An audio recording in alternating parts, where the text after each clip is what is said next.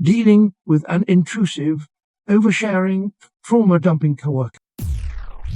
I started a new job about a few months ago at a new office and recently met this newer, younger coworker who started about the same time as me. She seemed friendly and all business at first, but once she got comfortable with me, it took less than a day. She's shown herself to be an unhinged oversharer, and on top of that, every conversation we have, no matter how public, ends up being a trauma-dumping session for her. It's extremely awkward for me to be overheard having these conversations with her in public, even though I talk maybe 1% of the time in a given conversation, because she talks so loudly and anyone walking by thinks I'm part of her emotionally charged dumping sessions. She has latched onto me like a lost puppy, and we met a few days ago. She follows me everywhere and even tries to intrusively help me do my job. And since my managers have seen how much she likes me, they always put her in my cubicle pod because I suspect she has emotionally worn them all down. I've become her de facto babysitter. She is very nice and doesn't mean harm, but she has clear trauma and trust issues that she needs to work through. Every day she unloads to me about how she has no friends, doesn't trust anyone, and has had a traumatized upbringing. But on my star, I can't deal. I feel so drained when in her presence.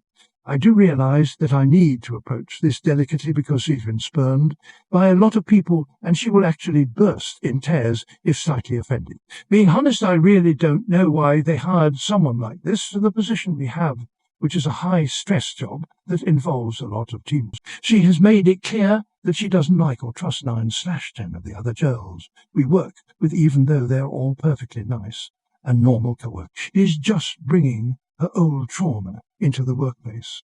What can I tell her to shut this down professionally? Because I just want to work in peace. Too long. Don't read new coworker is an extremely intrusive, easily upset oversharer, and I'd like to resolve this professionally without causing her fifth meltdown. You can handle this one of three ways. One, you can start by using your job as an excuse to not have time to listen to her trauma-dumping sessions. I'm sorry, Jane. I have a lot of work deliverables, and I just don't have time for non-work conversations right now. The problem with this approach is that it's a pseudo-lie. So if she sees that you've downtime at work or knows details of your work deliverables, she may think she's free to begin trauma-dumping again. 2. Talk to your manager about. Part of a manager's job is to deal with the people issues on their team.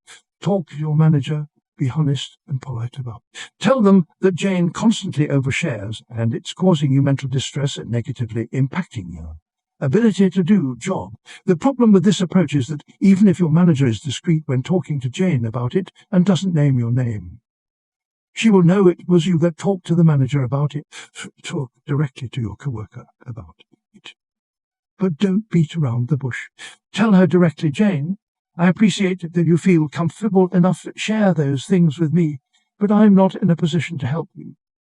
Then direct her to your company's health benefit. Many companies have some kind of counselor or whatever benefit to speak to someone that is going through something. If your company doesn't have a mental health benefit like that, perhaps direct her to a therapist that someone you know speaks very highly of. If she counters and says she doesn't need to talk to a therapist and she just needs someone to listen, you have to be polite/honest/firm. The person to listen can be you, be it is draining you emotionally and negatively impacting your work. It stinks, but sometimes people need to be told the truth.